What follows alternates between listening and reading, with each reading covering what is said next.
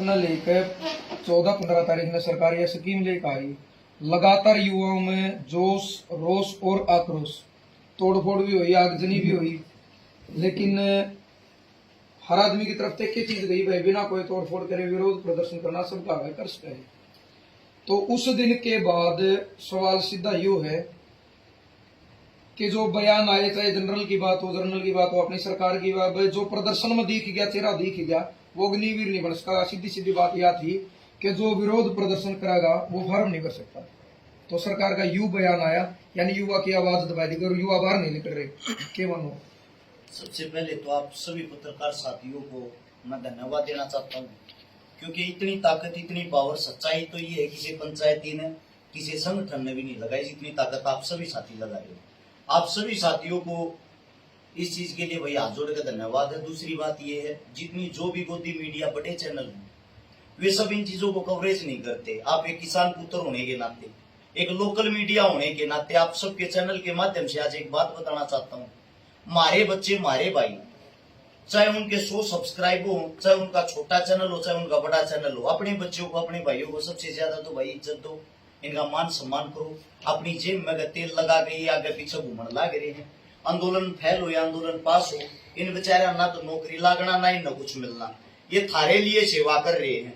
अब बात आती मुद्दे की, जो आपने कहा कि जो नौजवान साथी थे वो शहरों में दिखाई दिए, उसमें आगजनी हुई, तोड़ फोड़ हुई या कुछ भी हुआ, ऐसा है। ये जो विरोध था तोड़ को लेके या अग्निपथ को लेके, जितने युवा सब समझ चुके हैं कि ये चीज, ये जो नया कानून लेके आई हमारे लिए खतरनाक है। लेकिन दुख इस बात का है, आजकल के जो युवा हैं वे उस टाइम जोश में, आक्रोश में आके उन्होंने तोड़फोड़ की या उन्होंने जो कुछ भी किया, जब सरकार ने उनको चेताया है, सरकार ने उनको डराया, सरकार की छोटी सी धमकी से वे चुप हो गया, अपने घरों में बैठ गए। मैं उन सभी छोटे मोटे, छोटे बड़े, जितने जो भी मेरे साथी, मेरे भाई, उन सब से एक बात पूछना चाहता हूँ। यह जो लड़ाई लड़ रहे हैं, इस आंदोलन को लड़ रहे हैं, इस आंदोलन को लड़ने से ना तो हर्ष छिकारा को कोई फायदा होना, ना इन पत्रकार साथियों को कोई फायदा होना, ना किसी खाप के बुजुर्गों को कोई फायदा होना, क्योंकि हमारी नौकरी की उम्र नहीं है, नौकरी की उम्र आप लोगों की। और आप लोग बताते हुए भी शर्म आती है मुझे। मैंने कम से कम 50 वीडियो देख ली। दब के हमारे बच्चे हरिद्वार नहाने के लिए जा रहे हैं, दब के हमारे बच्चे वहां पे लड़ाई झगड़े कर रहे, जिनकी वीडियो आने लग रही, वहां आप लोगों को केस लगते, वो केस तो जायज है। और जो केस आप अपने हकों के लिए लड़वा सकते थे वो आपके लिए नाजायज है। मतलब हरियाणा के अंदर इतने बुजदिल इंसान हो गए क्या, इतने बुजदिल युवा हो गए। मैं आप सभी साथियों से एक बात पूछना चाहता हूं, जब आप देश सेवा करने जाते हो, वहां गोलियां चलती, गोलियों का सामना करना पड़ता है। यहां आप छोटे मोटे केस से डर के वहां देश सेवा आप लोग कैसे कर लेते? मुझे तो लगता नहीं भैया आप लोग देश सेवा कर लेते। आपके बुजुर्ग, जो खा पंचायत हुई लिजवाना गांव के अंदर, आगे से पीछे तक हम देख रहे थे, सिर्फ सफेद कपड़े वाले हमारे बुजुर्ग दिखाई दे रहे थे। या हमारे नौजवानों की अगर बात करें तो नौजवानों में या तो पत्रकार साथी दिखाई दे रहे थे, या 10-20 जो हमारे वर्ग के भाई हैं वे साथी दिखाई दे रहे थे। ये हमारे देश का दुर्भाग्य है। आप एक अच्छाई और सच्चाई के रास्ते पर जब चलते हो, सोशल मीडिया पे जब लाइव आते हो या सोशल मीडिया पे वीडियो देखते हो, वहां अच्छी अच्छी कमेंट करते हो, आपके साथ है, आपके साथ है, वो साथ जमीनी स्तर पे तो कहीं दिखाई नहीं देता भाई। इस कानून से मैं आप सभी साथियों से एक बात पूछना चाहता हूं, हमारे को क्या फायदा होगा? कुछ भी नहीं। सरकार इतनी डरी हुई है, सरकार पिछले एक हफ्ते में 250 बैठक कर चुकी है, 250 बैठक कर चुकी है। कंटिन्यू पिछले 500 घंटे से अलग अलग जगह अलग अलग मीटिंगें चल रही हैं इसी तोड़ को लेके। सुप्रीम कोर्ट ने सख्त आदेश दे दिए हैं कि जो ये नया कानून आप लेके आए हो, इसकी जांच होगी पहले। आप ऐसे कैसे किसी भी कानून को पास कर सकते हो या लागू कर सकते हो? सुप्रीम कोर्ट आपके हक में, पत्रकार साथी आपके हक में, आपके बुजुर्ग आपके हक में, फिर भी आप लड़ाई नहीं लड़ रहे। ये मेरे हरियाणा का एक मुझे शर्म आती बताते हुए भाई। हमारे हरियाणा के अंदर इतने संगठन, इतने ताकतवर, इतनी खापे, इतने अच्छे अच्छे इंसान हैं, फिर भी हमारे को हमारी एकता देखने को नहीं मिली। हम अब पंचायत के अंदर थे, वहां भी हमने देखा बहुत ही अच्छी पंचायत लजवाना गांव की। पहले तो मैं उस सरदारी को सैल्यूट करता हूं, आप लोगों ने इतना अच्छा खाने का, पीने का, बैठने का प्रबंध कर रखा था, सबको इतना मान सम्मान दिया, हमारे जैसे बच्चों को भी बोलने का मौका दिया। आप सभी का दिल की गहराई से धन्यवाद। लेकिन दुख एक बात का है, जब आप मुद्दे की बात पे करते हो, जो भी संगठनों के आदमी प्रधान, वे सिर्फ उस मुद्दे से आप लोगों को दूर ले जाके अपनी बातें रखने लग जाते हैं। मैंने ये किया, मैंने वो किया, हमारे संगठन ने ये किया। मैं ये कहना चाहता हूं, मुद्दे के टाइम पे मुद्दे की बातें ही अच्छी लगती है। हम इकट्ठे हुए थे बच्चों के लिए, हम इकट्ठे हुए थे अग्निपथ को लिए लेके। हमने पैदल यात्रा इसलिए शुरू करी थी, अपने घरों से बच्चे निकले, बच्चों का डर दूर हो। लेकिन बच्चों का डर कहां दूर हो, कहीं भी नहीं। और आपके चैनल के माध्यम से सभी साथियों को एक बात और भी बताना चाहता हूं, ये मेरे तरफ से विचार है। पंचायत के अंदर शांतिपूर्वक तरीके से पंचायत की जो समाप्ति हुई वो इस चीज को लेके हुई है कि दोनों बच्चों को श्रद्धांजलि देनी थी। श्रद्धांजलि के साथ साथ सभी से एक उम्मीद करनी थी, तोड़ फोड़ ना करे।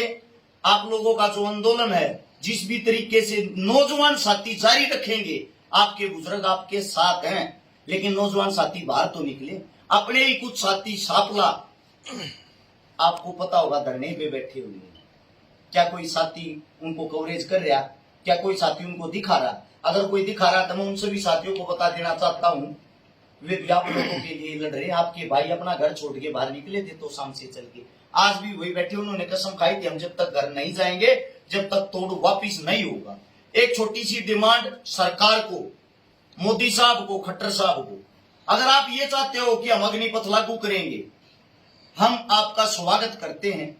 लेकिन हमारी भी छोटी छोटी जो डिमांडें हैं, वैसे तो मेरे साथी, मेरे भाई अपने घरों में बैठ गए, लेकिन आप अपने घरों में बैठ के आवाज तो उठा सकते हो, घर से तो आंदोलन लड़ सकते हो। ये दो चीजें तो मान लो, आपके लिए जीवन में हो सकता फायदा हो जाए। पत्रकार साथियों से भी ये उम्मीद है, ये जो दो चीजें आप लोगों को बताने जा रहा हूं, इसको ज्यादा से ज्यादा दिखाया जाए। मांग नंबर 1, अग्निपथ जो 4 साल के लिए आप लेकर आ रहे हो, हम उसका स्वागत करते हैं। आपका दुनिया समर्थन भी करेगी, सिर्फ एक बदलाव करते हैं, 18 से 21 साल के जो बच्चे हैं उनको तो आप परमानेंट जॉब पे रखो। 25 से 40 साल जिन बच्चों की उम्र जो ओवर एज हो चुके हैं, 4 साल के नाम के उनको रख लो। जिनकी उम्र जा चुकी है 25 से 40 साल जिनकी उम्र है, जो बेरोजगार हैं, वे कहां जाएंगे? आप उनको 4 साल के नाम के रख लो, और उसके बाद जो भी आपने 25% आदमियों को पक्का करना है वो उनके अंदर से कर दो। और 18 से जो 21 साल की उम्र है, उन बच्चों को आप परमानेंट फौजी लो। इससे दूसरी जो अपनी डिमांड है, जो ये मेरी खुद की अपनी सोच है, व्यक्तिगत राय बता रहा हूं, आप लोगों को अच्छा लगता है तो इस चीज को शेयर करके आगे बढ़ा सकते हो। दूसरी बात, जो भारतीय जनता पार्टी है, जिसको बीजेपी कहते हैं, उसने विपक्ष को बिल्कुल खत्म कर दिया है। विपक्ष में चाहे कोई भी हो, विपक्ष वाले में इतनी हिम्मत नहीं वो अपना सांस निकाल दे। लेकिन भाई हम आजाद हैं, हम फ्रीडम फाइटर हैं। आप सभी साथियों से मैं एक बात कहना चाहता हूं, आप तो कम से कम जो सरकार गलत करी उसका विरोध करो। विपक्ष आप ही हो, कोई और नहीं है। एक मेरी ये आप सबसे विनती है, जितने भी भारतीय जनता पार्टी के कार्यकर्ता, इनके साथ जुड़े हुए इंसान, जब तक आपका अग्निपथ वापिस नहीं होता है, आप उस इंसानों का विरोध करें अपने घर में बैठ के। ना तो उनको कोई अपने घर में घुसने देगा, ना उनको कोई अपने गांव में घुसने देगा, ना उनको कोई अपने पास बैठाएगा, ना आप उनके पास जाओगे। हम भी देखते हैं ये आपके पास कैसे वोट मांगने आते हैं, आपके पास किस हक से भाईचारा रखने के लिए आते हैं। खट्टर साहब ने कहा कि 4 साल बाद गारंटीड नौकरी देवांगे। आप समझदार पत्रकार साथी हो मेरे, मैं आपको फॉलो भी करता हूं। मैं आपसे एक बात पूछना चाहता हूं भ्राता श्री, 4 साल के बाद खट्टर साहब की गारंटी कौन लेगा? कौन मोड़ मार के देगा कि दोबारा सीएम बनेगा? उनका कार्यकाल 2024 तक का है। अगर उसके बाद वो सीएम नहीं बने, क्या इस बात को लिख के दे सकते हैं? ये तो पहले भी आपके सामने है। एक बार चौटाला सरकार ने हरियाणा पुलिस में जब जवान लिए थे, जिस वक्त हुड्डा सरकार आई, सबसे पहले उन पर गाज गिरी, उनको बाहर निकाल दिया। फिर हुड्डा सरकार ने जो अब हरियाणा पुलिस में लिए थे, अब भारतीय जनता पार्टी की जो सरकार आई है उनको बाहर निकालने लग रही है, और निकाल भी दिया। अब आगे आने वाली जरूरी थोड़ी यही सरकार है, क्या पता कोई और सरकार आ जाए। कोई और सरकार जब आएगी, इन अग्निवीरों को बाहर निकाल दिया और ये बोल दिया जिन्होंने आपको लिख के दिया था वही नौकरी देंगे, उन्हीं के पास चले जाओ। फिर क्या करेंगे ये साथी? फिर भी आंदोलन करेंगे, रोडा पे आकर। हम ये चाहते हैं कम से कम अपनी भूड, अपनी बेइज्जती कराने से पहले ही आंदोलन कर लो। तो एक और नहीं, जब शुरुआत में यू जो तोड़ है आया था और इसकी पोस्ट भी वायरल होने लग रही थी, तो कुछ साथियों ने पोस्ट डाल डाल के हमारे को बदनाम करने की भी बड़ी कोशिश करी है। कड़ा गए सोनू दलाल और सोनू वाली और भाई मैं क्यों नहीं दिखाते हैं, युवा साथियां साथ क्यों नहीं देते। लेकिन युवा साथी बिल्कुल भी मैंने वो नहीं है। पत्रकार तो रोडबाज भी हैं, लेकिन युवा साथियां तो आना चाहिए, वो पोस्ट गिरने वाले भी आने चाहिए ना। सच्चाई तो ये, मैं आप सभी भाइयों को एक चीज के लिए सैल्यूट करता हूँ भाई, क्योंकि आप लोगों को सैल्यूट इसलिए करता हूँ, आपके पास भी दबाव आता होगा, जैसे मेरे पास, हमारे को भी धमकियां मिलती है, आपको भी गालियां मिलती है, हमारे को भी मिलती है, फिर भी आप निडर होके डटे हुए हो। आपको ये भी पता है इसका अंजाम क्या होगा।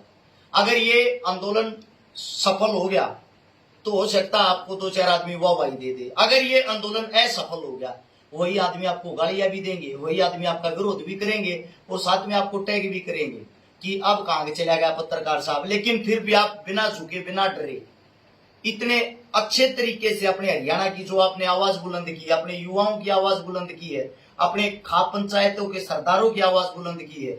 भाई साहब, ये करना कोई छोटा काम नहीं है। आप सरकार के भी दुश्मन हो, आप पक्ष के भी दुश्मन हो, आप विपक्ष के भी दुश्मन हो, और फिर भी आप काम करते हो। आपकी सोच को सैल्यूट है। जिस तरीके से युवा आज घर न बैठे हैं, तो सरकार ने दबा दिए हुए हैं। सरकार ने वैकेंसी भी निकाल दी, उसका 4 महीने के अंदर अंदर ज्वाइनिंग भी हो जाएगी, तो ये लागू हो गया।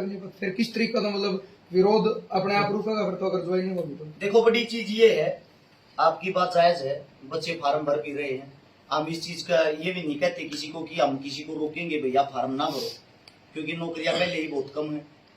लेकिन मैं उन साथियों से एक बात पूछना चाहता हूँ, जिस गंद में आप कूद रहे हो, 4 साल के बाद आपको लात मार के जब बाहर निकाल लेंगे, उस वक्त आपके पास रास्ता क्या होगा? क्या 4 साल में जो आप कमा के लाओगे उसमें आपका जीवन पूरा हो जाएगा क्या? मैंने पहले भी बताई, मैं आज फिर बताना चाहता हूँ। एक गौर से इस बात को सुनना, 30,000 रुपए सरकार पर मंथ आपको तनख्वाह देगी। कैश 21,000, कैश 21,000, 9,000 रुपये कटेंगे, 10 मान लो 10 कटेंगे, 20,000 बच गए। 20,000 में कहे दलाल भाई, आपको भी पता है 10,000 रुपए पर्सनल आदमी का खर्चा हो जाए महीने में, नौकरी लगने के बाद 100 भी बढ़ जाएगी। 10,000 का खर्चा परिवार का भी हो जाए। उसकी जेब में 1 रुपये बच्चे, वे 10 जो कटल ना करें। उसने नौकरी करी 12 चौक 48, 48 महीने। 48 महीने में उस इंसान ने रुपये कमाए 4,80,000। जब वो 4,80,000 रुपये कमाओगा, तो आप क्या सोचते हो घर लेके आएगा? वो बिल्कुल नहीं लेके आएगा। क्यों नहीं लेके आएगा? क्योंकि उस टाइम पे चमचागिरी और ज्यादा बढ़ जाएगी। वो सरकार की चमचागिरी करेगा, अपने नेता की चमचागिरी करेगा, अपने अफसर की। पता क्यों? उसको उन 25% वालों में पक्का होना है। पक्का होने के लिए वो रिश्वत देगा, पक्का होने के लिए वो उनका चमचा बनेगा, वो देश का सिपाही नहीं बनेगा। जो 75% घर आओगे, कहीं ना कहीं एक चीज पक्की होगी, जो 75 घर आएंगे, समाज में ताने दिए जाओगे कि तेरे अंदर काबिलियत नहीं थी, तू 25 में जाओ है, तो फौजी नहीं कहूंगे। ये 100% बात है, उनको ताने मिलेंगे। इतना अच्छा होता तो तू तेरी गिनती 25% में होती। और ये बात सत्यता, ये बात उनको फेस भी करनी पड़ेगी, उनको उस टाइम पे फील भी होगी। लेकिन उनके पास उस टाइम कोई ऑप्शन नहीं होगा। फिर आप जैसे, हमारे जैसे, पता है क्या कहेंगे? तुम्हारे लिए लड़ रहे थे तब कहां थे भाई? तब तो तुम चूड़िया पहन के अपने घरों में बैठ गए। कई कोचिंग सेंटर भी ऐसे हैं जिन्होंने इतना दबाव डाल दिया है, जो सरकार के साथ डायरेक्ट संबंध बनाते हैं, सरकार की थाली में खाते हैं। उनका सिर्फ यही काम है, वो लोगों को, बच्चों को, युवा बच्चों को बहलाते फुसलाते हैं, बेटा 4 साल की कर लो, या भी नहीं मिलेगी फिर कड़ा जाओगे। ये लोगों की सोच है, छोटी मानसिकता। आप सभी साथियों को बता दूं, भारत देश के अंदर 1 करोड़ सरकारी पद खाली है। जो 1 करोड़ सरकारी पद खाली हैं, उनके लिए आप लोग हर साल फार्म भरते हो। आपके फार्मों से ही जो भर्तियां कैंसिल कर देते हैं, ये भर्ती आएगी नहीं, फार्म भरती है, फिर उसमें कैंसिल करते हैं। लेकिन जो फार्म का पैसा लगता है, जो फीस कटती है, उससे सरकार हर साल 1,300 करोड़ रुपए कमाती है। 1,300 करोड़, इतने रुपए में उन लोगों को रोजगार भी दे सकती, तनख्वाह भी। और जो 1 करोड़ पद है, ये भी मैं आप सभी साथियों को बता दूं, गारंटी देता हूं, जब 2023 आएगा, ये पता लग जाएगा, चुनाव का 1 साल रहेगा, धड़ाधड़ भर्तियां निकलेंगी, धड़ाधड़। क्योंकि वे सिर्फ ये दिखाना चाहते हैं पीछे के 4 साल के कार्यकाल को लोग भूल जाए, और ये जो लॉलीपॉप है इसको याद रखें। कम से कम अब तो आंखें खोल लो मेरे साथियों, मेरे भाइयों। यह लड़ाई हिंदुस्तान की है, खाली एक अग्निपथ की नहीं है। जो राजनीति वाला मैटर है, एक MP MLA खतर भी कर देनी चाहिए, करके एक बार ही इलेक्शन लड़ सके, उसके बाद नहीं लड़ सकता, उसकी पेंशन बंद कर देनी चाहिए। मैं आपकी बात से सहमत हूं, लेकिन MP MLA तो खुद ये करने लग रहे हैं। उन्होंने तो खुद मीटिंग करी, मीटिंग में ये कहा है कि हमारी पेंशन बढ़ाई जाए। अब एक बात सोच के देखो, उनको सरकार कितनी सुविधाएं देती है। एमएलए तो एक ही बनता है, उसके परिवार का इलाज फ्री, उसके परिवार का घूमना फिरना फ्री, ट्रेन की टिकट फ्री, पायलट की टिकट फ्री, सब कुछ उनके लिए फ्री। क्यों भाई? एमएलए तो मैं बना हूं, तो मेरा जो परिवार है उसको किस लिए सुविधाएं? और जब मैं एमएलए बन के मेरा कार्यकाल पूरा हो गया, संपूर्ण हो गया, उसके बाद भी मेरे को सुविधाएं मिल रही किस लिए? मेरे को सिक्योरिटी मिल रही किस लिए? सरकार की तरफ से। मेरे परिवार को सिक्योरिटी मिल रही किस लिए? क्योंकि उन पे कोई हिसाब किताब लेने वाला नहीं। अगर आप उनकी कैंटीन में जाओगे, आपको 2 रुपए में भरपेट चावल मिलेंगे, 5 रुपए में भरपेट खाना मिलेगा, 50 पैसे का समोसा मिलेगा, 30 पैसे की चाय। मैं पूछना चाहता हूं, आम आदमी के लिए कहां है ये चीजें? यानी कि जो इतनी बड़ी पंचायत में बैठते हैं एमपी एमएलए, उनके लिए तो इतनी सुविधाएं, आम आदमी मरता जा रहा है। एमपी एमएलए की तो जान का खतरा नहीं होता, लेकिन फौजी तो 24 घंटे मौत के मुंह मर रहे हैं। देखो भ्राता श्री, फौजी मौत के मुंह में रहते हैं, उसका कारण भी तो यही है ना, इनकी गंदी राजनीति। जैसे जैसे चुनाव आता है बॉर्डर के ऊपर, ये खुद तनाव करवा देते हैं, उस तनाव से इनका चुनाव चलता है। उस तनाव में एक गरीब परिवार के फूल जैसे बच्चे शहीद हो जाते हैं, फिर उनकी लाश पे रोना रो के वहां आके इनाम की घोषणा करके उस लाश को खरीद लेते हैं, वही ड्रामा करके लोगों की वोट पाते हैं। युवाओं तक की अपील करो। तो कुछ मैंने जो हैं फेसबुक का ऊपर हैं बहुत सारे जो बीजेपी के लगाओ या फिर कोई जो अपना विरोध लग रहे हैं करने इसका, वो कहा है कि भाई कि तो मिलन लग रहा नहीं, बुकी पे बैठ कर बीड़ी भी तो पिंदे फिरे हैं युवा। देखो भाई, छोटी सोच के आदमी छोटी बातें करेंगे, क्योंकि उनकी सोच ही इतनी, इससे बाहर उनकी सोच जा नहीं सकती। बग्गी वाली बात वो एक करेगा जो बग्गी को खुद बैठ नहीं जाओगा उनके बीच में। और युवा साथियों के लिए यही संदेश है भाई, आप घर से बाहर नहीं निकल रहे, आप कहीं भी अपने लिए कुछ नहीं कर पा रहे, अरे कम से कम घर बैठ कर, भगवान ने आपको सोशल मीडिया दी है, भगवान ने आपको मुखबर दिया है। ये जो भाजपा पार्टी आपके घर घर पहुंच रही है, आपकी जेब में जो फोन डालते हो ना, ये फोन इन्होंने इसीलिए सस्ते करे थे, आपकी जेब तक फोन पहुंच जाए। फिर इन्होंने इसीलिए फ्री नेट किया, आपकी जेब तक जो आपका भारतीय जनता पार्टी उसका प्रचार पहुंच जाए। उसका प्रचार करने के लिए आपकी जेब में फोन दे दिए। अब सोशल मीडिया पे इन लोगों ने अपना कब्जा कर लिया है। कम से कम आपके पास भी एक ऑप्शन है, उस चीज का फायदा उठाएं। आप भी अपनी आवाज, अपनी बात रख सकते हो, अपनी चीजें बुलंद कर सकते हो। अरे कम से कम इस सोशल मीडिया पे तो बोलना शुरू कर लो। आज एक शिकारा आप लोगों को बोल के बता रहा है, मेरे साथ में बैठे 20 पत्रकार साथी मेरे को कवर कर रहे हैं। हो सकता आने वाले समय में मेरे जैसे 1000 साथी और बोलने लगे, 100% क्रांति आओगी और आपको कवर करने वाले नए 1 लाख भाई और आएंगे, तो क्रांति यहां से भी शुरू हो सकती है। पॉजिटिव सोच के कम से कम घर पे बैठ के तो इस आंदोलन को आगे बढ़ा लो। सभी साथियों का धन्यवाद।